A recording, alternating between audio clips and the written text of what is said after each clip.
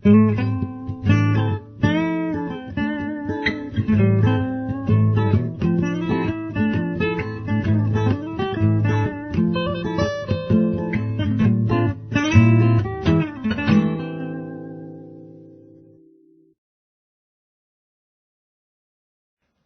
8. Getting All Caught Up. I feel like I owe you an apology. I don't, you understand. I just feel like I do. Here we are, 7 chapters deep into a book on Bible prophecy, and I haven't given you 10 sentences about the future. But 8 is the scriptural number of new beginnings, isn't it? Don't give up on me. Just before his crucifixion, Yahshua comforted his disciples by telling them, "In my Father's house are many mansions. If it were not so, I would have told you. I go and prepare a place for you. And if I go and prepare a place for you, I will come again and receive you to myself, that where I am, you may be also." John 14:2-3. How precisely did he intend to do that? Whether or not they understood it at this point, he had told them plainly that he was about to be killed, and you don't normally see this kind of behavior, going, preparing, and coming back, in dead people. Yes, he said he would rise again on the 3rd day, but what did that mean? He'd often resorted to parables and metaphors to teach some hidden truth. Was this one of those times? If you listen to the questions the disciples asked him, it's clear that they didn't really understand. I know I wouldn't have. Maybe they thought back a few weeks to the Lazarus incident. Upon hearing that his dear friend was ill, Yahshua had purposely hung back in Perea on the other side of the Jordan until Lazarus had been dead for several days.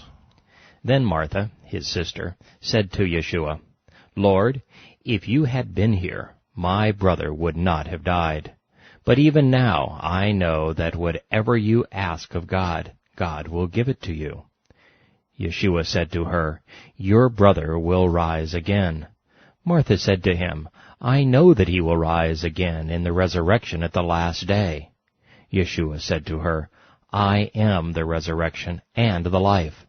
He who believes in me, though he may die, he shall live. And whoever lives and believes in me shall never die. Do you believe this?" She said to him, "Yes, Master. I believe that you are the Messiah, the Son of God, who has come into the world." John 11:21-27. Only then did he go out, stand in front of his friend's tomb, and shout, "Lazarus, come forth!" Good thing Yahshua didn't speak English. If he had, 3 other guys would have come out first. He had that kind of power over death, and he had just proved it again. Neither Lazarus, nor the daughter of Jairus, nor the son of the widow of Nain had been able to remain dead in his presence. But it was one thing to bring a corpse back to life. It was something else entirely to come back yourself under your own steam. Or was it? If you're God in the flesh, what's possible and what's not? The disciples had to have been confused. They were still not sure what Yahshua was talking about. It wasn't long, however, before they discovered that he wasn't speaking in parables. He'd been talking about real physical death, real burial in a real tomb, and real resurrection. Now on the first day of the week, very early in the morning, they, this would be the Galilean women, and certain other women with them, came to the tomb, bringing the spices which they had prepared. But they found the stone rolled away from the tomb. Then they went in, and did not find the body of the Master Yeshua. And it happened, as they were greatly perplexed about this, that behold, 2 men stood by them in shining garments. Then, as the women were afraid, and bowed their faces to the earth, they said to them, "Why do you seek the living among the dead? He is not here. He has risen. Remember how he spoke to you while he was still in Galilee, saying, 'The Son of Man must be delivered into the hands of sinful men, and be crucified, and on the 3rd day rise again.' And they remembered his words." Luke 24, 1 through 8. A bit of explanation is in order here. The Jews of Yahshua's day, especially the wealthy ones, didn't bury their dead in the ground or cremate them as we do today. Rather, they would lay the corpse in a cave, anointing it with fragrant spices to mask the stench of death while they waited for the flesh to rot off the bones. Some months later, they would go back, remove the bones, and place them in an ossuary, a small box made for that purpose. One such recently discovered ossuary may have held the bones of James, Yahshua's half-brother. The tomb itself would have been used over again many times throughout a family's generations. There were often several recesses or platforms for the bodies carved into the rock. The tomb was accessible through a small passage, perhaps 3 or 4 feet high. A stone disc, big enough to cover the opening and 8 or 10 inches thick, would have been rolled in front of it. The stone had to be heavy enough to keep the tomb secure from marauding animals, but light enough so that it could be rolled aside by a couple of strong men if and when the need arose. It was this stone that the women had been concerned about moving that Sunday morning, but when they arrived they found that it had already been rolled away. The tomb was empty. Since it was a newly built structure, none of Joseph's kin had ever been laid there. Yahshua had been the first to use it. This was a private garden, and the tomb was the only cave in the vicinity.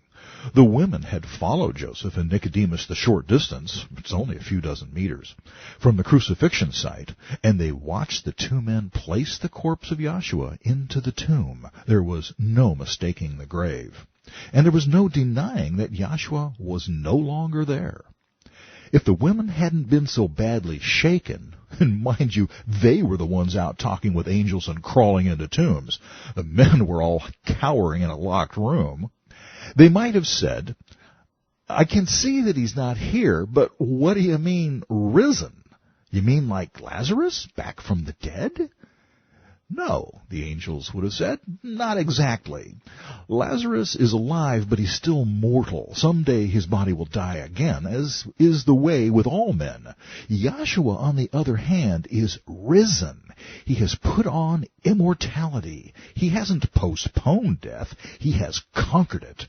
And because he did, you will too." What actually transpired is this. Then they, the 2 heavenly messengers in shining garments, said to her, Mary Magdalene, "Woman, why are you weeping?" She said to them, "Because they have taken away my master, and I do not know where they have laid him." Now when she had said this, she turned around and saw Yeshua standing there, and did not know that it was Yeshua. Yeshua said to her, "Do not cling to me, for I have not yet ascended to my Father. But go to my brethren and say to them, I am ascending to my Father and to your Father, and to my God and to your God." Mary Magdalene came and told the disciples that she had seen the Master, and that he had spoken these things to her. Then, the same day at evening, being the first day of the week, when the doors were shut where the disciples were assembled, for fear of the Jews, Yeshua came and stood in their midst, and said to them, "Peace be with you." When he had said this, he showed them his hands and his side. John 20, 13 through 14, 17 through 20. Besides the fairly remarkable fact that Mary was holding a conversation with someone who had been dead for the last 3 days, we need to notice a few things about the body that Christ now occupied. First, it was a real body, not a vision, spirit, or ghost. She apparently fell at his feet and grasped him in worshipful reverence until he gently insisted that she not restrain him from doing what he needed to do. Although we aren't told, my guess, speculation factor of 3, is that Yahshua ascended to his Father that very Sunday morning after meeting with the faithful women, presenting himself as the wave offering before the throne of God, and you can see Leviticus 23:11 for that, in fulfillment of the Feast of Firstfruits. He then returned to show himself to the disciples. He seemed to be in a hurry when he encountered Mary. It wouldn't have made much sense to hang around for 40 days until his ascension, after telling her in so many words, "Don't hold me back, I need to go now." Indeed, later in the same day, Yahshua appeared to the disciples and encouraged them to touch him, handle him, and to satisfy themselves that he was real, having flesh and bones. He still bore the marks of the crucifixion, proof that it was him and not some look-alike impostor. Yeshua himself stood in the midst of them and said to them, "Redemption be to you." But they were terrified and frightened, and supposed they had seen a spirit. And when he said to them, "Why are you troubled? And why do doubts arise in your heads? Behold, look and see my hands and feet, that it is I, myself. Handle me and see. For a spirit does not have flesh and bones, as you see that I have." When he had said this, he showed them his hands and his feet. But while they still did not fully recognize what they were seeing, for joy, and marveled, he said to them, "Have you any food here?" So they gave him a piece of broiled fish and some honeycomb, and he took it and ate in their presence. Luke 24:36-43. Though he obviously didn't need food to sustain life anymore, he could still assimilate and enjoy the bounty of the earth. Sounds to me like the best of all possible worlds. Second, this resurrection body Yahshua now inhabited had what Star Trek fans might call a cloaking device. That is, whether or not people who had known him recognized him as the risen Christ or saw him at all was apparently a matter of his discretion. Mary, who knew him well, thought he was the gardener until he spoke her name. 2 disciples walking to a nearby village chatted with him for hours before suddenly realizing that they were in the presence of the risen Messiah. Now behold, 2 of them were traveling that same day to a village named Emmaus, which is 7 miles from Jerusalem. And they talked together of all these things which had happened. So it was, while they conversed and reasoned, that Yeshua himself drew near and went with them. But their eyes were restrained, so that they did not know him. And he said to them, "What kind of conversation is this that you have with one another, as you talk and walk and are so sad?" Then the one whose name was Cleopas answered and said to him, "Are you the only stranger in Jerusalem? And have you not known the things which have happened in these days?" And he said to them, "What things?" So they said to him, "The things concerning Yeshua the Nazarene, who was a prophet mighty in deed and word before God and all the people, and how the chief priests and our rulers delivered him to be condemned to death, and crucified him. But we were hoping that he was the one who was going to redeem Israel. Indeed, besides all this, today is the 3rd day since these things have happened. Yes, and certain women of our company who arrived at the tomb early astonished us.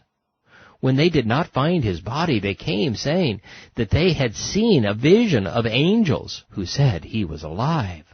And certain of those who were with us went to the tomb, and we found it just as the women had said, but him they did not see."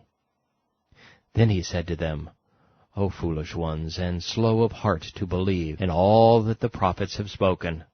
Ought not the Messiah have suffered these things, and to enter into his glory?" And beginning at Moses and all the prophets, he expounded to them in all the Scriptures the things concerning himself. Luke 24:13-27. Paul would later explain that the whole Hebrew Bible had been speaking of this very thing. All of Scripture led to the resurrection and coming glory of Yahshua the Messiah. He was the Redeemer, but redemption always carries a price tag. Therefore, having obtained help from God, to this very day I stand, witnessing both to small and great, saying no other things than those which the prophets and Moses said would come, that the Messiah would suffer, and that he would be the first to rise from the dead, and would proclaim light to the Jewish people and to the Gentiles. Acts 26:22-23.